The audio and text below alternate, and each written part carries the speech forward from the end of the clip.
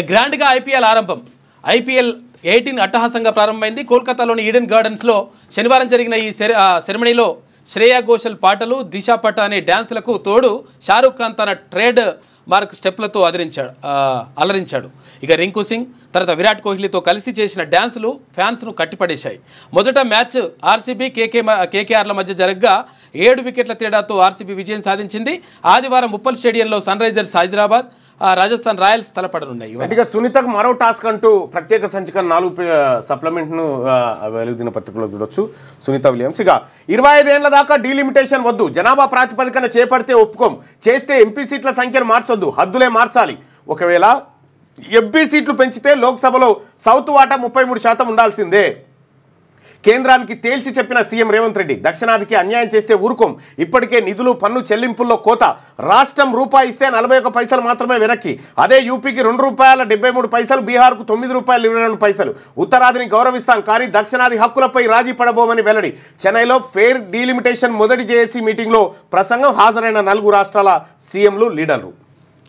న్యాయం జరిగే వరకు పోరాటం ఆగదు అని చెప్పేసి తమిళనాడు సీఎం ఎంకే స్టాలిన్ అంటుండు. దక్షిణాది రాష్ట్రాలకు డేంజర్ బెల్ అని చెప్పేసి కేరళ సీఎం పినరయ్ విజయన్ అంటుండు. ఇక సీట్ల సంఖ్యను తగ్గించుకోమని చెప్పేసి కర్ణాటక డిప్యూటీ సీఎం. ఇంకొక ప్రేమ జంట క్యూనిస్ను ఆశ్రయించింది. వాళ్ళు పెళ్లి చేసుకున్నారంట. అయితే అమ్మాయి తరఫు బంధువులు వాళ్ళని చంపేస్తామని చెప్పి బెదిరిస్తూ ఉన్నారట. వాళ్ళు స్టూడియోకి వచ్చినారు. కాసేపట్లో వాళ్ళని మన ముందుకు తీసుకొస్తాం. సో మరి వాళ్ళకు ఎవరు బెదిరిస్తూ ఉన్నారు, ఏం కథ, వాళ్ళు మేము లైవ్లోకి వస్తామని చెప్పి రిక్వెస్ట్ చేస్తూ ఉన్నారు. సో నేను వాస్తవానికి మాట్లాడదాం అనుకున్నా, కానీ వాళ్ళు లైవ్లోకి రావడానికి ఇష్టపడతా ఉన్నారు. సో మరి కాసేపట్లో వాళ్ళని లైవ్లోకి తీసుకొస్తా. రైట్గా సీట్ల సంఖ్యను తగ్గించుకోమని చెప్పేసి Karnataka CM deputy CM DK Shivakumar అంటుండు. ఉత్తరాదిన సీట్లు పెరిగినా మాకు అన్యాయం అని చెప్పేసి పంజాబ్ సీఎం భగవంత్ సింగ్ మాన్ అంటుండు. రైట్గా జనాభా ప్రాతిపదికన చేపడితే ఒప్పుకోమని క్లియర్గా చెప్తా ఉన్నారు. అదే ఈ రకంగా నిన్న లీడర్ హాజరయ్యారు. దక్షిణాది రాష్ట్రాలకు నష్టం కలిగించేలా లోక్సభ నియోజకవర్గాల పునర్విభజన చేపడితే ఊరుకోబోమని, ఇక్కడి ప్రజల భాగస్వామ్యంతో ఐక్యంగా పోరాడతామని కేంద్ర ప్రభుత్వానికి సీఎం రేవంత్ రెడ్డి తేల్చి చెప్పారు. జనాభా ప్రాతిపదికన ప్రొరేటా విధానంలో లోక్సభ నియోజకవర్గ సీట్లను ఎట్టి పరిస్థితుల్లో పెంచొద్దు, అలా పెంచితే దక్షిణాది రాష్ట్రాలకు తీరని అన్యాయం జరుగుతుంది, దీన్ని సహించేది లేదు. 25 ఏళ్ల పాటు ఎంపీ సీట్ల సంఖ్యలో ఎలాంటి మార్పు చేయొద్దు, డీలిమిటేషన్ ప్రక్రియ చేపట్టాలనుకుంటే సీట్ల సంఖ్యలో మార్పు లేకుండా రాష్ట్రాల్లోని నగరాలు, గ్రామాల్లోని జనాభా ఆధారంగా హద్దులు మాత్రమే మార్చాలని డిమాండ్ చేశారు. ఇక శనివారం చెన్నైలో తమిళనాడు సీఎం స్టాలిన్ అధ్యక్షతన ఫెయిర్ డీలిమిటేషన్ మొదటి జాయింట్ యాక్షన్ కమిటీ మీటింగ్ జరిగింది. వచ్చే నెలలో హైదరాబాద్లో సదస్సు, ఫెయిర్ డీలిమిటేషన్పై 2వ సదస్సును వచ్చే నెలలో హైదరాబాద్లో నిర్వహిద్దామని మీటింగ్లో సీఎం రేవంత్ రెడ్డి కోరారు. మన పోరాటాన్ని ఏ విధంగా ముందుకు తీసుకెళ్దామనే విషయాన్ని ఆ సదస్సులో చర్చిద్దాం. పునర్విభజనతో నష్టపోయే రాష్ట్రాల హక్కుల రక్షణకు భారీ బహిరంగ సభను నేను ఏర్పాటు చేస్తా అని చెప్పారు. దక్షిణ భారతదేశానికి చెందిన అన్నదమ్ములు, అక్క చెల్లెలంతా మన హక్కుల పరిరక్షణకు కలిసి రావాలని విజ్ఞప్తి చేశారు. జాతీయ స్థాయిలో సమన్వయం, కార్యాచరణ కోసం ఢిల్లీలో కార్యాలయం ఏర్పాటు చేస్తున్నట్లు చెప్పారు. ఇక నియోజకవర్గాల పునర్విభజనపై అందరినీ ఏకతాటిపైకి తెచ్చిన తమిళనాడు సీఎం స్టాలిన్కు ప్రత్యేక అభినందనలు తెలియజేస్తున్నట్లు సీఎం రేవంత్ పేర్కొన్నారు. ఇక ఇప్పుడు మాట్లాడకపోతే చరిత్ర క్షమించదు, డీలిమిటేషన్ విధానంలో దక్షిణాది రాష్ట్రాల భవిష్యత్తు నాశనం అవుతుందని చెప్పి కేటీఆర్ చెప్తున్నటువంటి మాట. ఇక్కడ మనం గమనించాల్సినటువంటి అంశం ఏంటంటే, అన్ని పార్టీలు, దక్షిణాది ప్రాంతంలో అన్ని పార్టీలు కూడా దీన్ని వ్యతిరేకిస్తూ ఉన్నాయి. ఒకవేళ సీట్లు పెంచితే 33% వాటా ఇవ్వమంటున్నారు. ఇది కాకుండా ఇంకా ఏ కార్యక్రమం చేసినా అది దక్షిణాదిని మోసం చేసే కార్యక్రమం అయితే మొదటి జేఏసీ మీటింగ్ అక్కడ స్టాలిన్ గారు చేసినట్టు అది అక్కడ జరిగింది. అయితే ఇక్కడ రేవంత్ రెడ్డి గారు ఏమంటుండంటే భారీ బహిరంగ సభ పెడతా అంటాడు. భారీ బహిరంగ సభ పెట్టడం ద్వారా ఎలాంటి ఇంపాక్ట్ ఏముంటుందంటే, మిగతా రాష్ట్రాల నేతలంతా అక్కడికి వస్తారు.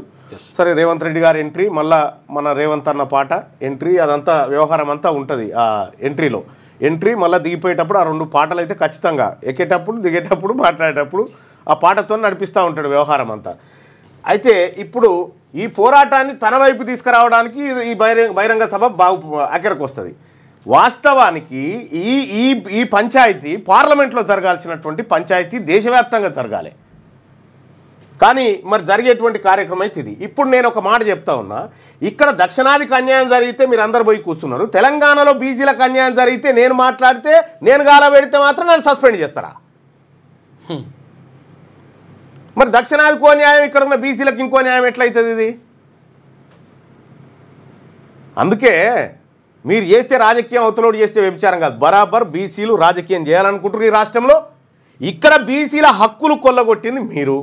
ఇక్కడ ఉన్నటువంటి బీసీల పదవులు కొల్లగొట్టింది మీరు, ఇక్కడ ఉన్నటువంటి బీసీల జనాభా తక్కువ చేసి చూపించింది మీరు. మీరు పోయి ఇప్పుడు మళ్ళీ మేము మీతో నుంచి కొట్లాడాలి. మా సంగతి ఏంది మరి ఇడా రాష్ట్రంలో బీసీల సంగతి ఏంది? 30 సంవత్సరాల నుంచి కాంగ్రెస్ పార్టీని పట్టుకొని తిరుగుతున్నటువంటి మేడ్చల్ ఏది అడ్వకేటు, కాంగ్రెస్ పార్టీ అడ్వకేటు, ఆయన బీసీ అని ఏది అక్కడ పీపీ పోస్టు ఆయనకు కాకుండా ఓ రెడ్డి ఆయన బీఆర్ఎస్లకి ఏం తీసుకొచ్చి ఇచ్చారు. మీకు మీరు పంచుకునే పదవులు పంచుకునే కాడ మీకు పార్టీలే లేనప్పుడు మేము బీసీలమంతా ఒకటే కాడ మాకు పార్టీలు ఎందుకు? మరి బీసీలకు ఒక న్యాయము మాకో న్యాయం అయితే ఉండొద్దు కదా అని మీరు ఆలోచించాలి. ఆలోచించినప్పుడు బీసీ ఉద్యమాలను ప్రోత్సహించాలి. బీసీ ఉద్యమాలను ప్రోత్సహించకుండా బీసీలనంతా ద్రోహులుగా, అసలు నీ ఉద్యోగ నియామకాల కుట్ర, నీ ఈడబ్ల్యూఎస్ కుట్రనే మొత్తం కరుడు కట్టినటువంటి ఏది నీ శరీరం అంతా అది నిండిపోయి ఆ పని చేసినావు. మరి బీసీలం మేము ఎందుకు చేయాలి? ఒకవేళ దక్షిణాదికి గనుక ఈ జేఏసీ ఫామ్ అయి మీటింగ్ పెడితే దానికి స్టాలిన్ నేతృత్వం వహించాలి, మా మంగళాయన నేతృత్వం వహించాలి. నువ్వు నేతృత్వం వహిస్తావు? మా బీసీ బిడ్డ నేతృత్వం వహిస్తే అక్కడ న్యాయం జరుగుతుంది. ఈ ఏం లేదు, ఇక్కడ సభ పెట్టి గదే మన రేవంత్ అన్న పాటలు ఇవి ఎంట్రీ ఎగ్జిట్ మాట్లాడేటప్పుడు అయిపోగానే ఇగో ఈ 4 సార్లు వేస్తారు ఈ పాట. మొత్తం ఈ పాట మీదనే ఉంటుంది, అందులో ఏముండదు. ఇక విషయం ఏం చెప్తా ఉందంటే, ఇక్కడ తెలంగాణ రాష్ట్రంలో నువ్వు మెజారిటీ ప్రజలైనటువంటి బీసీలకు హక్కులు దక్కకుండా చేసి ఆడికి పోయి దక్షిణాది గురించి మాట్లాడితే ఎట్లా రేవంత్ రెడ్డి గారు సీఎం గారు చెప్పాలి కదా నువ్వు? ఇగో ఈయన నీళ్ళు వాటర్, నీళ్ళు వేరు వాటర్. కమిషన్లు రావనే మీరు రోడ్లు వేయలే. బీఆర్ఎస్ నేతలపై మంత్రి కోమటిరెడ్డి ఫైర్. 10 ఏళ్లలో కంటే 15 నెలల్లోనే ఎక్కువ రోడ్ల అభివృద్ధి. ఇప్పటి వరకు 4,000 కోట్ల విలువైన పనులు శాంక్షన్. పీపీపీ మోడల్ ప్రపోజల్ లేదు. శ్యామ్ మోడల్లో రోడ్ల డెవలప్మెంట్. రోడ్లను పట్టించుకోకుండా గత మంత్రి చండీయాగాలపైనే ఫోకస్. 7 ఏళ్ల నుంచి ఉప్పల్ ఫ్లైఓవర్ కూడా పూర్తి చేయలేదు. బుకాయించడంతో బీఆర్ఎస్ నేతలు పర్ఫెక్ట్ అని కామెంటు.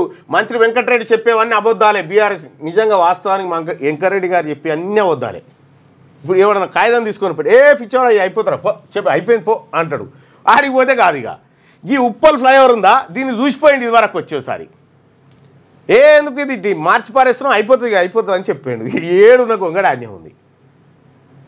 వాస్తవానికి వెంకరెడ్డి గారు మరి అట్లా ఎందుకు అయిపోయాడో కానీ మొత్తానికి ఆగమాగం మనిషి. ఇంకో మరి ఈయన తీసేసి ఇలా తమ్ముని పెడతారట, ఏందో మరి అది. కమిషన్లు రావనే గత బీఆర్ఎస్ నేతలు రోడ్డు వేయలేదని ఆర్ఎండ్బి మంత్రి కోమటిరెడ్డి వెంకటరెడ్డి అన్నారు. 10 ఏళ్ల బీఆర్ఎస్ పాలనలో కంటే తమ 15 నెలల కాలంలోనే రాష్ట్రంలో రోడ్ల అభివృద్ధి ఎక్కువ చేశామని తెలిపారు. గత ప్రభుత్వం 8,112 కోట్లతో 10 ఏళ్లలో 6,668 కిలోమీటర్ల రోడ్లను మాత్రమే రిపేర్లు చేసిందని, స్టేట్ బడ్జెట్లో 3,945 కోట్లు రోడ్ డెవలప్మెంట్ కార్పొరేషన్ ద్వారా 4,167 కోట్ల లోన్ తీసుకొని రోడ్లను నిర్మించిందని ఆయన గుర్తు చేసిందట. ఏమైనా ఉంటే ఈ బీబీ నగర్లో జరిగినటువంటి ట్రాన్సాక్షన్స్ ఒక్కసారి చూడ్రి. సార్ లలిత కళని గాడుంటాయి బీబీనగర్ కాడ. కోతుల దెబ్బతో కొంగలు రావట్లే. ల్యాండ్కు సంబంధించి కోతుల దెబ్బతో కొంగలు రావట్లే. 100 ఏళ్లుగా ఏటా జనవరిలో ఖమ్మం జిల్లా చింతపల్లికి వలస వచ్చే సైబీరియన్ కొంగలు గత 3 ఏళ్లుగా ముఖం చాటేశాయి. కోతుల బెడతో చెట్ల కొమ్మలు నరకడంతో ఆవాసం దొరక్క రావడం లేదని అంటున్నారు. కోతులు కొంగలను కూడా రాణిస్తలేవట, కబ్జా పెట్టేసినాయి. హిందీ రచయిత వినోద్కు జ్ఞానపీఠ అవార్డు. ప్రముఖ హిందీ రచయిత వినోద్ కుమార్ శుక్లా 59వ జ్ఞానపీఠ అవార్డుకి ఎంపికయ్యారు. 88 ఏళ్ల వినోద్ షార్ట్ స్టోరీ రైటర్, కవి, వ్యాసకర్త. దేశ అత్యున్నత సాహిత్య పురస్కారమైన జ్ఞానపీఠకు ఛత్తీస్గఢ్ నుంచి ఎంపికైన ఒకే ఒక రచయిత వినోదట. ఇక 10,953 గ్రామ పరిపాలనాధికారి పోస్టులు మంజూరు. ఉత్తర్వులు జారీ చేసిన ఆర్థిక శాఖ. జీపీఓలకు ఇప్పటికే 6,000 మంది పాత బీఆర్ఓ వీఆర్ఏల ఆప్షన్స్. మిగిలిన పోస్టులను డైరెక్ట్ రిక్రూట్మెంట్లో నింపే ఛాన్సు. గ్రామాల్లో ఇక రెవెన్యూ సేవలట. ఏది 10,953 గ్రామ పరిపాలనా పోస్టులు మంజూరు చేసేటట. ఇక అన్నదాత ఆగం. రాష్ట్రంలోని పలు జిల్లాల్లో శనివారంలో కురిసిన అకాల వర్షాలకు భారీగా పంట నష్టం వాటిల్లింది. ముఖ్యంగా వడగండ్లు, ఈదురుగాలుల కారణంగా వరి, మామిడి రాలి రైతులు తీవ్రంగా నష్టపోయారు. చెట్లు విరిగిపోవడం, కరెంటు స్తంభాలు కూలడంతో విద్యుత్ శాఖకు నష్టం జరిగింది.